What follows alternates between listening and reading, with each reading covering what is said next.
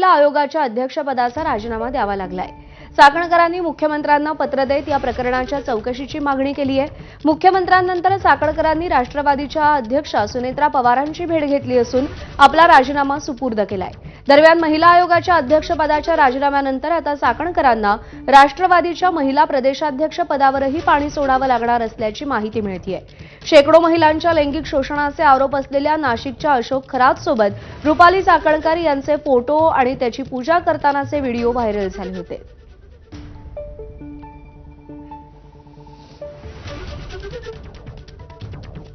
दरम्यान महिला आयोगाच्या अध्यक्षपदाचा राजीनामा दिल्यानंतर रुपाली चाकणकरांनी स्पष्टीकरण दिलंय। खरात पती पत्नीला मी आणि माझ्या कुटुंबानं गुरु मानलं होतं, त्यामुळे आम्ही विविध कार्यक्रमांना हजर राहायचो। मी गुरुपौर्णिमेच्या निमित्तानं पाद्यपूजा केली होती, माझ्या पतीनंही पूजा केली होती। हा 6 वर्षांपूर्वीचा व्हिडिओ होता। केवळ आध्यात्मिकदृष्ट्या श्रद्धा होती, मात्र त्यांच्या वैयक्तिक आयुष्याबाबत काही कल्पना नसल्याचं रुपाली चाकणकर यांनी स्पष्ट केलंय। तसंच सदर प्रकरणाची सखोल चौकशी करत कठोरात कठोर कारवाई करण्याची मागणी रुपाली चाकणकर यांनी केलेली आहे। समाजामध्ये आपण आयुष्य जगत असताना कोणाला ना कोणाला गुरु मानत असतो। खरात पती पत्नीला माझ्या परिवाराने गुरु मानलं, आम्ही गुरु मानलं। एक आध्यात्मिक श्रद्धा आपली असते, एक आध्यात्मिक भावना असते।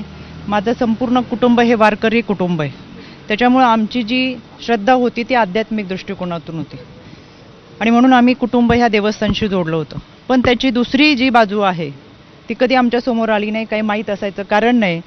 वर्षातल्या काही कार्यक्रमांना उपस्थित राहत असताना काही कालावधीसाठी आम्ही तिथं असायचो।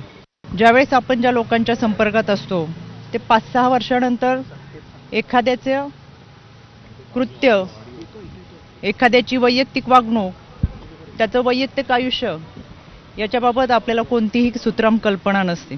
त्याच्यामुळं मी ही घटना समजली त्यावेळेस मला तो धक्का बसला। पण खरात आणि त्याच्या वैयक्तिक आयुष्याबद्दल काही माहिती असायचं कारण नव्हतं। यामध्ये जी व्यक्ती होती ती दोषी आहेच, त्याच्यावर कठोर कारवाई झालीच पाहिजे। आपल्याला कोणत्याही व्यक्तीच्या वैयक्तिक आयुष्याबद्दल काही माहिती असायचं कारण नाही आणि आज आपण ज्यांच्याबरोबर आहे ते पुढे जाऊन 4 वर्षांनी 5 वर्षांनी काय करणार आहेत हे याची कल्पना आपल्याला नसते। या व्यक्तीवर कठोर कारवाई व्हावीच ही मागणी मी आज केलेली आहे आणि या सगळ्या गोष्टींचा निष्पक्षपणे तपास व्हावा। त्याच्यामुळे मी आज राज्य महिला आयोगाच्या अध्यक्षपदाचा राजीनामा माझ्या नेत्या आदरणीय सुनेत्रा वहिनी यांच्याकडे मी सुपूर्द केलेला आहे। याबाबतचा जो काही निर्णय असेल तो आदरणीय वहिनी घेतील। दरम्यान रुपाली चाकणकर नेमक्या कोण आहेत, त्यांचा राजकीय प्रवास कसा झाला, ग्राफिक्सच्या माध्यमातून जाणून घेऊया। रुपाली चाकणकर यांचा जन्म 28 मे 1982 चा। पुणे जिल्ह्यातील दौंड हे चाकणकरांचं मूळ गाव। रयतच्या साधना विद्यालयातून त्यांचं शिक्षण झालंय। माहेरी कोणतीही राजकीय पार्श्वभूमी नाही। पती निलेश चाकणकर हे व्यावसायिक आहेत।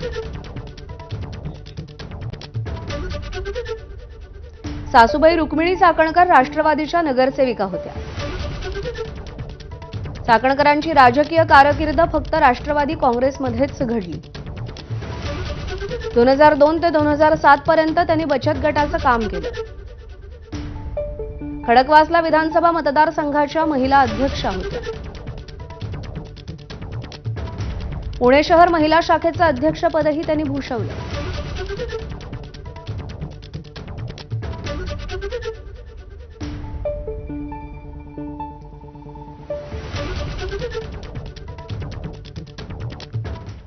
आणि यानंतर बुलेटिनमध्ये महत्त्वाच्या बातम्यांचे सविस्तर आणि वेगवान अपडेट्स। राजीनामा देण्याआधी रुपाली चाकणकरांनी पोलीस महासंचालक सदानंद दातेंची भेट घेतली। अशोक खरात प्रकरणाचा सखोल आणि उच्चस्तरीय तपास करण्याची मागणी रुपाली चाकणकरांनी केलेली आहे।